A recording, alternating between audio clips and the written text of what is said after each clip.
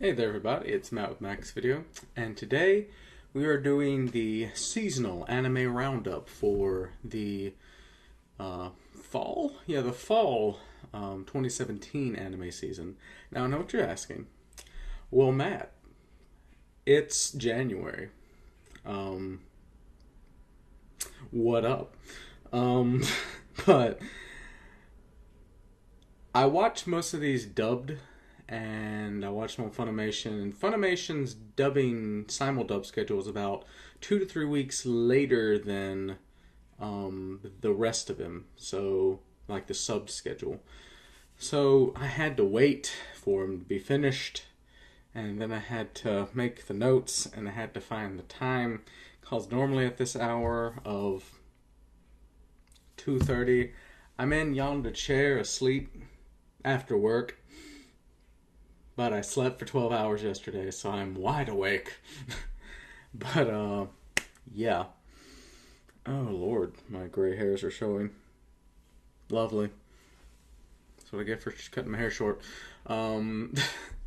So, anyway, the way we're going to do it, if you remember last season, I did a From the Cup. I was going to do that this time, but, there's only 7 that I'm reviewing today. My chicken scratch of notes. I watched more than 7 in this season, but I didn't want to do if I've already done them, which I did with Fate Apocrypha, and they finished out in the fall. I didn't want to start a review of ones that haven't finished, such as Black Clover, Garo the Vanishing Line, Dies Irae, or Ancient Magus Pride. That was the other one. I didn't want to do those because they haven't developed enough to really know what the full story is going to be. So I said, okay, well, let's cut those out. And this little post-it, I wrote down all the ones that I'd watched from this season, which consisted of 1, 2, 3, 4, 5, 6, 7, 8, 9, 10, 11, 12. When you cut out Dies Irae, Garo Vanishing Line, Black Clover, Fate Apocrypha, and Ancient Magus Bride, you're down to 7. And I was going to roll dice, my trusty bag of dice, my bag of holding, but I was like, well, I don't have a 7-sided die, so so I said, okay, we live in the age of technology, so I was like, alright, let me just download a random number generator and put it down from 1 to 7. And when we tick one off, we'll go 1 to 6, so forth, so on. And we'll just count it in numerical order of 1, 2, 3, 4, 5, 6, 7. As we cut them off, we do the same. So, let the magic begin! We got 5. So, 1, 2, 3, 4, 5. Wunderbar.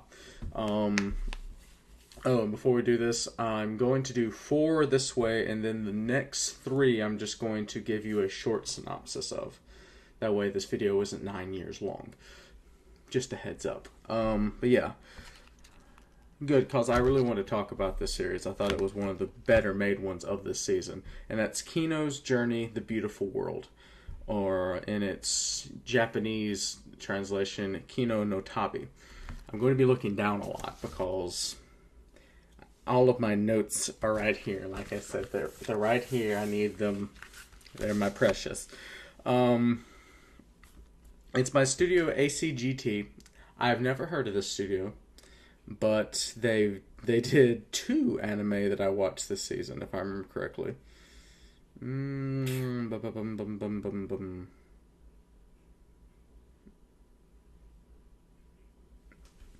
know I'm not lying to you. Apparently I'm lying to you. Maybe it was Recovery of an MMO Junkie? Because for some reason I didn't write down the studio for that. Anyway, get to that if we get to that. But yeah, so I was excited to see what they were going to, what kind of production they had. So I went into this. When I read the synopsis, I thought, I don't know if I'm going to like this or not. It seems like a silly concept. But after episode 1, I was hooked. I was in. Loved it. 13 episodes. So your traditional anime season length, anywhere from 10 to 13 episodes, usually varies in there. So, where to start on this? First off, Kino's Journey was originally, if I remember correctly, an anime movie. I want to say about 5 to 10 years ago. I don't remember the exact date. You would think I'd have wrote that down in these notes, but no. So it was originally an anime movie based off of a manga light novel, and it follows the adventures of Kino and her talking motorcycle Hermes. That's what got me on the silly part. I was like, oh, anthropomorphic motorcycle, fantastic. But no, it's literally just a motorcycle with a voice. That's the only thing. So the point of the show is Kino and Hermes travel to different countries each episode, and they're looking for a country that they like. And they use the rule of they never stay in a country more than 3 days. They go, they see what the people are like. After 3 days, they decide if they want to stay or leave. And most of the time, they leave. They never stayed in a country longer than 3 days in the entirety of the show. Spoilers, I guess. I don't know. I mean, I figure you should expect that. Otherwise, it would be 13 episodes, would it? The thing I loved about this was it was a very relaxing show. For those who've watched my channel for a while, you know that my favorite anime is Spice and Wolf. For the same reason as I like this show, it does have action in it, but that's not the point of the show. The point of the show is the adventure, the journey, the beautiful journey. And speaking of beautiful, the animation is point on, just loved it. Kino and Hermes are very likable characters. You get a few other characters that appear and reappear as the show goes on, but these are your main two that you need to worry about. The soundtrack, it wasn't anything memorable. Definitely, it did help the atmosphere. The opening and ending themes, like I said, weren't rememberable. I didn't, look them up later. Just, I need to listen to it again. No, they did their job. The end show soundtrack, very, very atmospheric. It did help you get the feel of what was going on at the time. So yeah. Kino's Journey. Mark that off.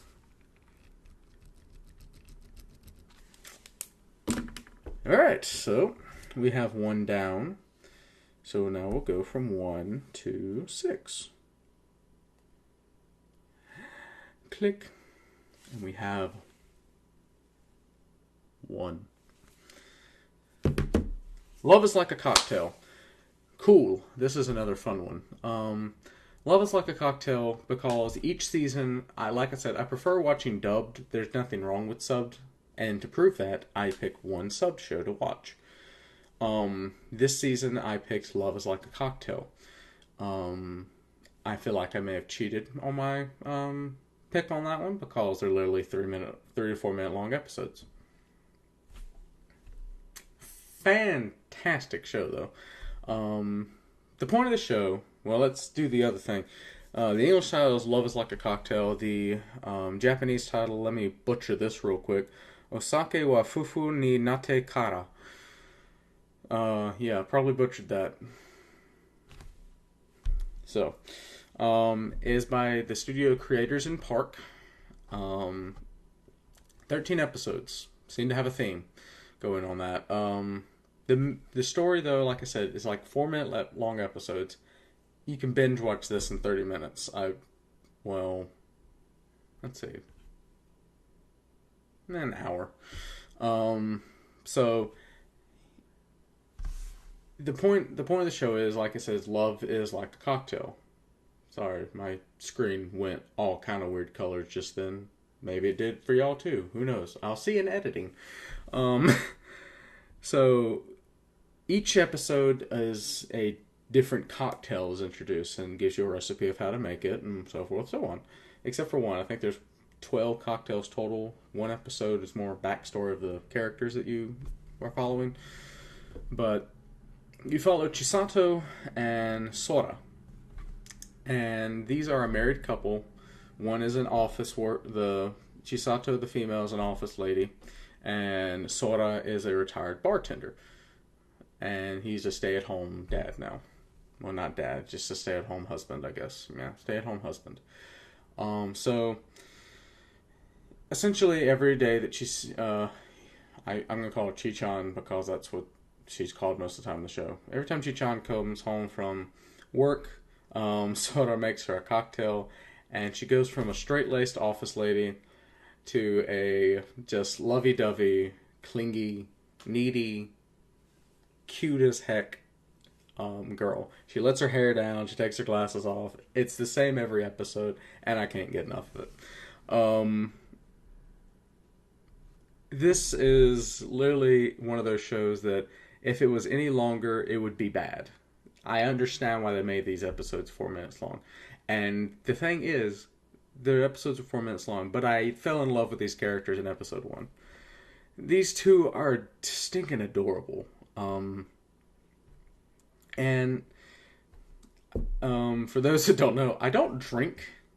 I'm not a drinker, but I love making cocktails. So the fact that, blue light now is the thing on my screen. Does this help?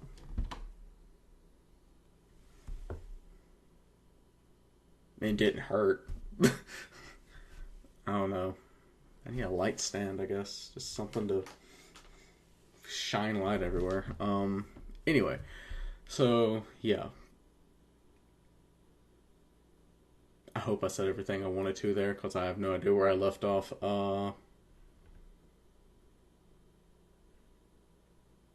Anyway, so, yeah. That's Love is Like a Cocktail. Definitely check it out. I think it's on Crunchyroll. I watched it on YouTube because why not? So yeah, because I don't have a full Crunchyroll subscription, and I just didn't feel like doing commercials for a 4-minute long episode. I hope you understand. I'm watching Blend S on Crunchyroll right now, and it's slowly driving me mad because I could just get a subscription to Crunchyroll, but I'm stubborn by gummit. And I already have a subscription to Funimation. I don't want both. I don't know. I think they made it to where, since they're partners now, you can actually... This is a new shirt, if you're wondering why I'm tugging at it. Also, help. Who is this? Who is this crying one-eye shirt? I got this in the Aki Bento box this month, which you're wondering why I haven't done an unboxing video in 2 months, is because, well... Since my schedule is so crazy, I couldn't help staring at that box for weeks at a time. So I was like, I'm just going to open it, and eventually when my schedule evens out, I'll get back to doing unboxing videos. So if you know who this woman is, let me know. So yeah. Love is Like a Cocktail. Done. So we're already at what? We're already at 14 minutes. We're doing great.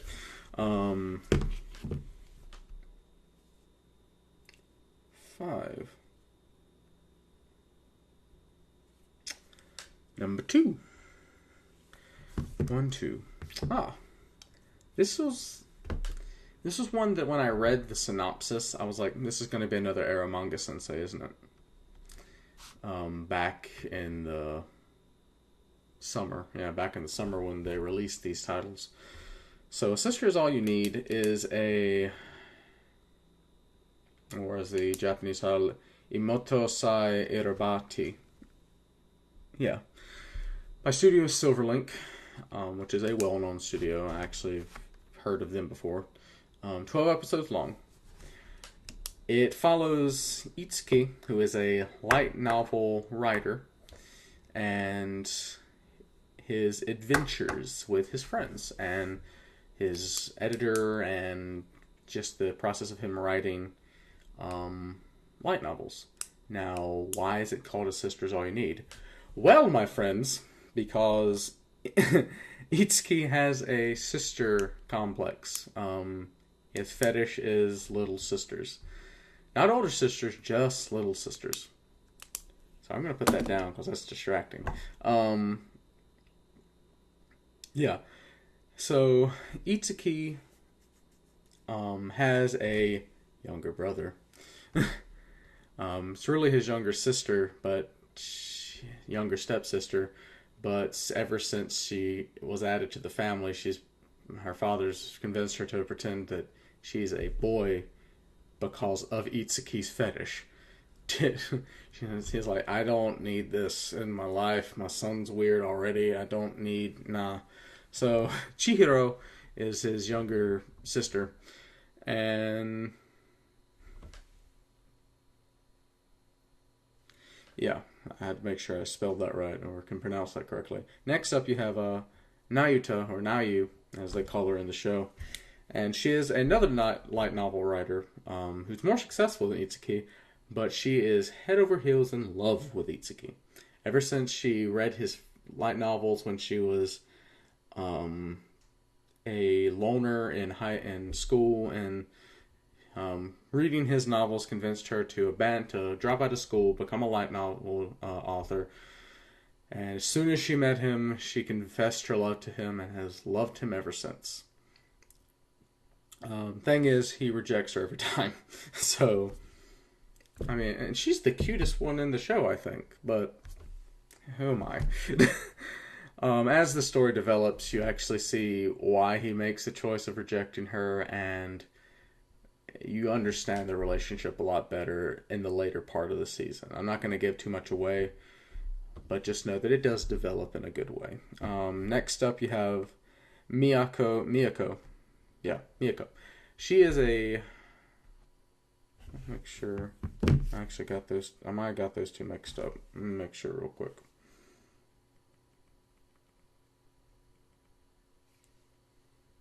This takes too long. I'll just cut out in editing, but... Wikipedia, Wikipedia. Okay, I was right. Awesome. So yeah, Miyako is a college student, one of Itsuki's classmates when he was in college for like one semester. And she became good friends with him, and so she stuck around even after he dropped out of college. And she has feelings for him, but he doesn't know it. She doesn't reveal it.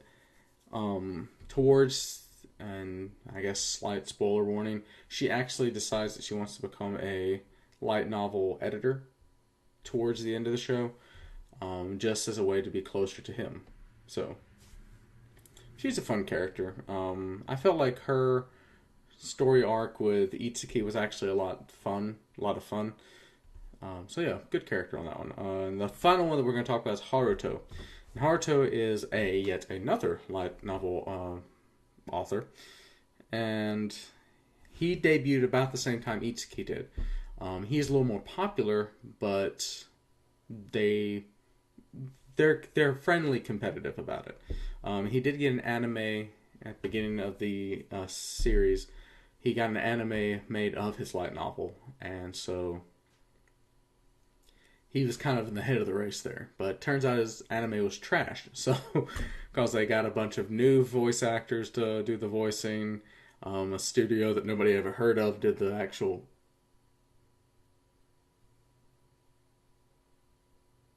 Sorry, I just heard a weird sound in my house. That's delightful. I'll beat you with my diva mouse. Demons. Yeah. Anyway, Haruto, I kind of had a bad, rough time in the whole show, and he ends up falling in love with Miyako, but he decides to abandon that because he sees how much she loves Itsuki, and he's a bro. So, yeah, overall, fun show.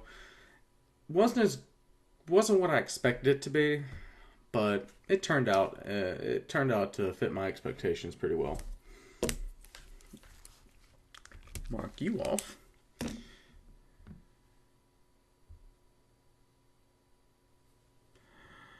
Back up. And the final one that we're going to be talking about in full is number 3. 1, 2, 3. 1, 2, 3. Okay. Oh, this is a long one. Jesus. Okay. This one is Juni Taisen Zodiac War. Or the other title, The 12 Wars. By Studio Graphinica? Yeah. 12 episodes long. This one was one that a buddy of mine, Chris, recommended that I watch because he's a sub watcher. So I usually run by like, hey, these are the dubbed ones for the year. What's good? Tell me what good. And he was like, this one's one I've been watching. It's pretty dang good. And I'm like, okay, give me something good to expect. So the reason this one's going to take forever is because there's so many characters.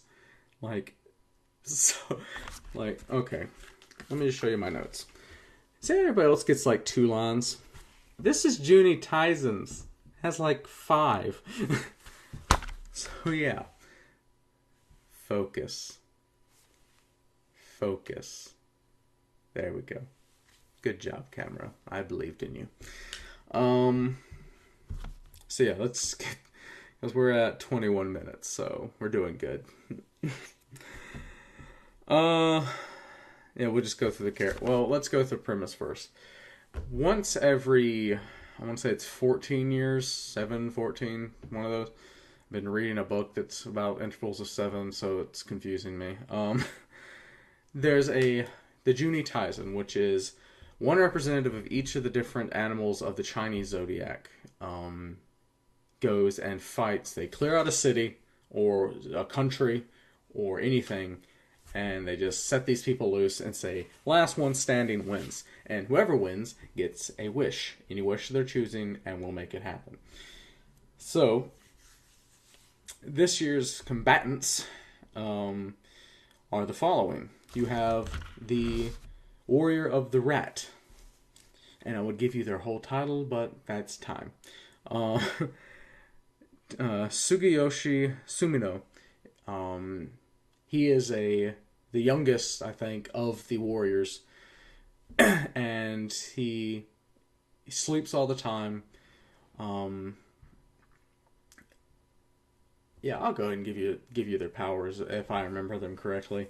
His is he can see 100 different futures at once. He can play through 100 different futures at once, lives through all of them, and then finds the one he wants and then locks it in.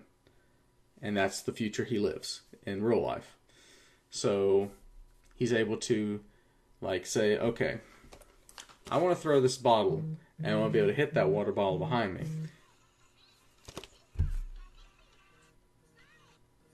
Sweet Jesus, guys. Why are my friends jerks? Oh, sorry, my Discord group's like, Matt, you done making your video? You done making your video? You done making your video? You done making your video? You done making your video? Hey guys, you got to be in the video. Don't worry, if when I get to one of these, I'm going to come back and see y'all. But yeah, so anyway, so if I were to take this bottle and I wanted to hit that Blastoise water bottle back there, let's see if I can do it. Close? Yeah, I could just throw that 100 times, see exactly how I wanted to throw it, and then find the one that hit, and then do that. So yeah, a cool power. Next you have Ijikashi, who is the warrior of the ox. His is... he's just a bad A warrior.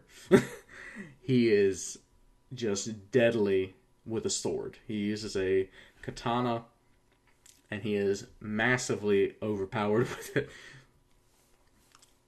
So yeah.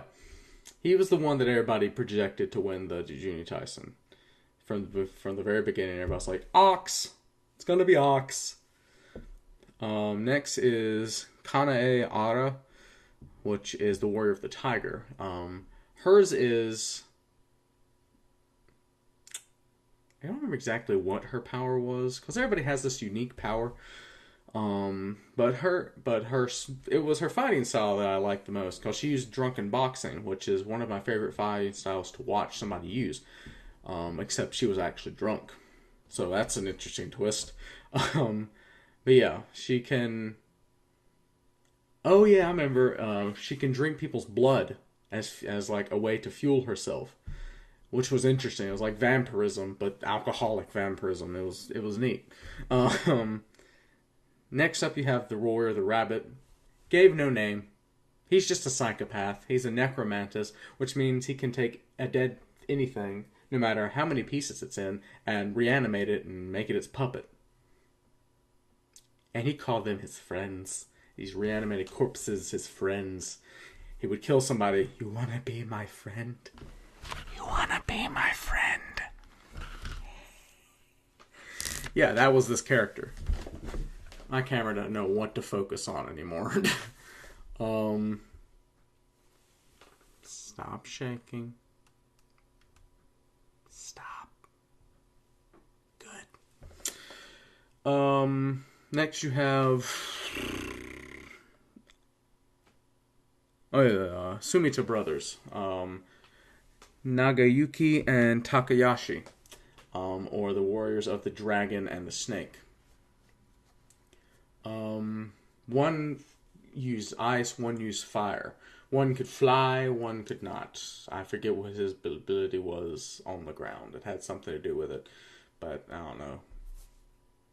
No spoilers in that one. You see that one die episode 1. Like before the episode even started, he's dead.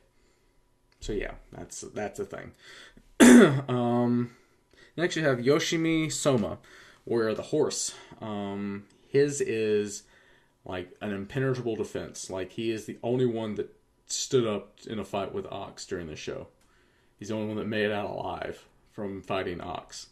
And that's all he could do, make it out alive. He couldn't fight back. He's just like, I gotta get out of here. So yeah, he's hard to take down. He can defend against about anything. Next is Sumihiko Tsuji, the Warrior of the Sheep. His is explosives. He can make things go boom. He was the only one out of this that actually won a Juni Taisen in the past. He won one when he was very young. Now he's an old man, so he was fun. Next is Misaki Yuki, the Warrior of the Monkey. Her ability, I don't know if so much an ability as it was just, she's a pacifist. She wanted to find a way to end the Juni Taisen without anybody dying. Which, I mean, amiable. If I were to be a character in this, I would probably be her, to be honest, because I think of myself as a pacifist as well. So, yeah, she was a fun character.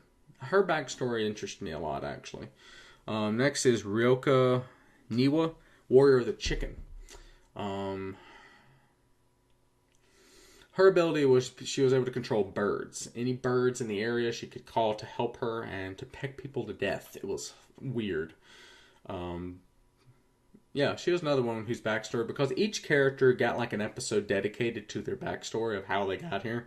So yeah, hers was another fun one. Next is Michio Sukuyu. Yeah, that one. Warrior the Dog. His was the most tragic backstory, if I had to say. His ability is he can either weaken you or strengthen you by biting you. He can bite somebody and give them supercharge their abilities, or he can poison them and rip their throat out or whatever. His backstory was tragic because turns out he actually had an adopted child because he was a hitman in his everyday life. And which I find that odd that he actually became a teacher. I found it odd that he has actual dog ears.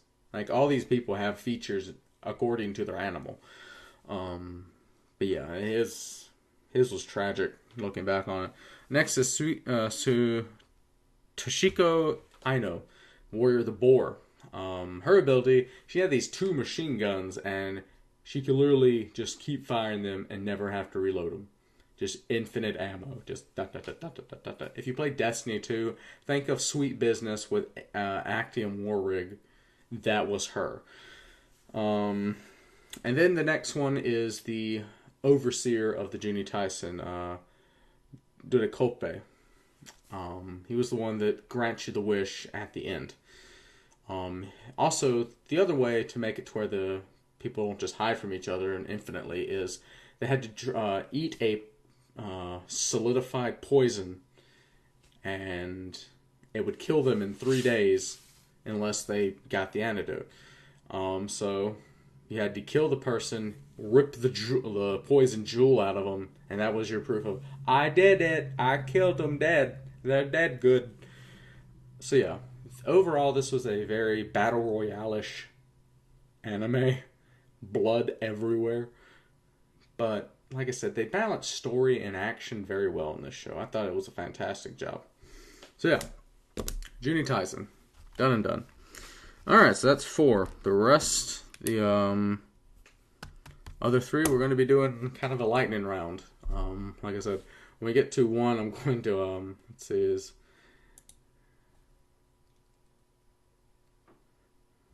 Yeah, they're still in there.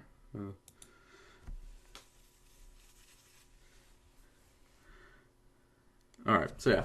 Konohana Kitan is literally Fox Girls the anime. Beautiful, wonderful, relaxing, lovely. Gotta watch it. Just good stuff. If you like cute things and doing cute stuff, watch it. Then you have King's Game. Disappointment in most of the anime community, but I thought it was enjoyable. It's a fight to the death. Have at it. Finally, Recovery of an MMO Junkie. The one that I wanted to talk about so bad, but I'm at 33 minutes. I can't, Dad. But yeah, that was the most beautiful, cute, just adorable anime ever. So yeah, definitely check all these out. I will leave the names and where you can find them in the description below. Check them out. They're fantastic anime. So yeah, love all you guys. I'll see you in the next video.